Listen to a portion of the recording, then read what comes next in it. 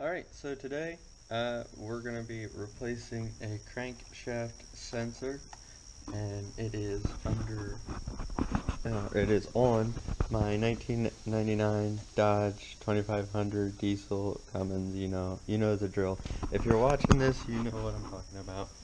Um, it's a rainy day. Rained a little over an inch last night. It's supposed to rain again tonight, so it's something I've been putting off for a little while, and figured now I'm gonna take advantage of it while we're not baling hay. So we're gonna try to get it done. I changed the oil in it the other night, and I also replaced the cam sensor, and that was not something I would love to do more than once. But anyway, the story is I replaced this crank sensor last year. It is the beginning of August. Last year I replaced it. The crank position sensor right there. I don't know if you can see that. It's 69 or 66.99, and I save all the receipts and everything from the truck.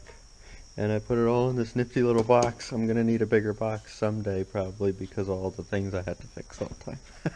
No, I'm just kidding. Anyway, that was July 27th, 2017. So I don't really know, like, what a good expectation out of these things are, but I wasn't super thrilled with that. I think it was, yeah, it was a Duralast sensor. I wasn't really pleased with. I mean, it started acting up a month and a half ago, and when I say acting up, the crank sensor, when it starts to go, the check engine light comes on and the tach goes to 0. That's the first couple things that happen, and then it can actually make it run choppy or not want to start, things like that. So but I bought one from Napa, never any parts available, and it was a little bit more expensive. It was $91.99. Here it is. I'll pull it out of the box.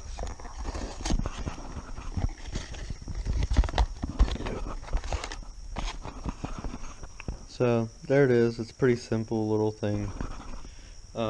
You want to throw some oil on that O-ring before you stick it in. This is actually a pretty simple fix. It was $91.99 for the part. All you have to do is pull the batteries off, and then take the starter out, pull this. It goes right into the side of the block. Pull it out, pull the old one out, put the new one in, put the starter back in. Starter has 3 bolts. There's that one bolt that's always hard to get to. Hook it all back up and you should be good to go. But I'll try to do a little bit of showing you what's going on. So, alright, here we go.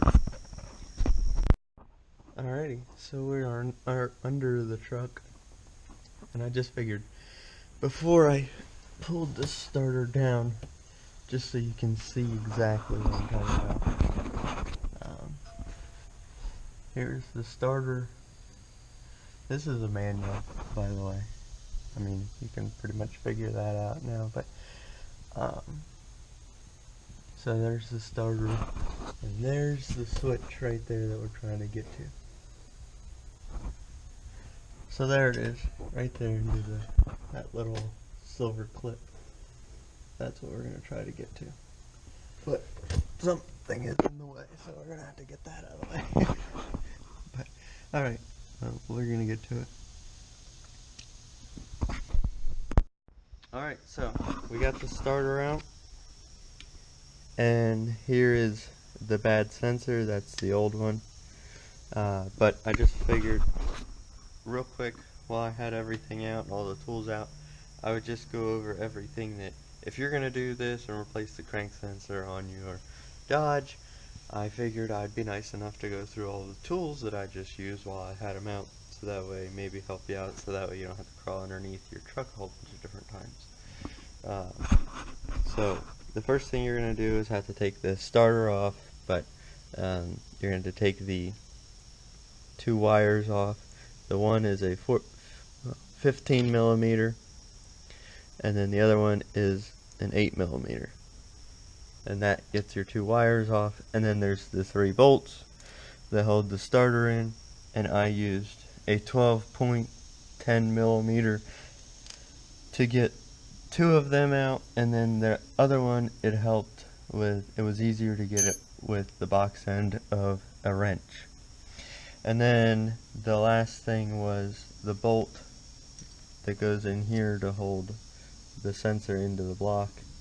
That's just a 6-point though. That's just a regular 6-point, but that was a 10 millimeter as well. So I just used a 10 millimeter 12-point socket, an 8, a 15, and the 10 millimeter wrench. So, but like I said, it's a pretty simple project, but I just figured I'd try to make it a little bit easier for you. And so now we're going to stick the new sensor in from Napa. And I can't really say that it's going to be better or it's going to last longer than a year or whatever.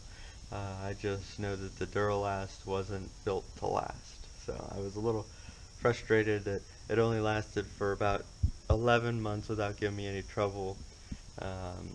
And it's going on just over a year that I'm replacing it, and it's probably about 15,000 miles. So really, in my opinion, not that much, but you know, we'll see how the Napa one holds up. So, and I got my supervisor up there today helping me out too. Right, Hump? Right, Hump? Right? Right? Oh, yeah. Alright. Alright, so we got it in. Got the batteries hooked back up. And we are done. So, I hope this is helpful for somebody, and thanks for watching. If you enjoyed this video, hit the like and subscribe, because we get into a little bit of everything. So, alright, thanks. We'll see you later.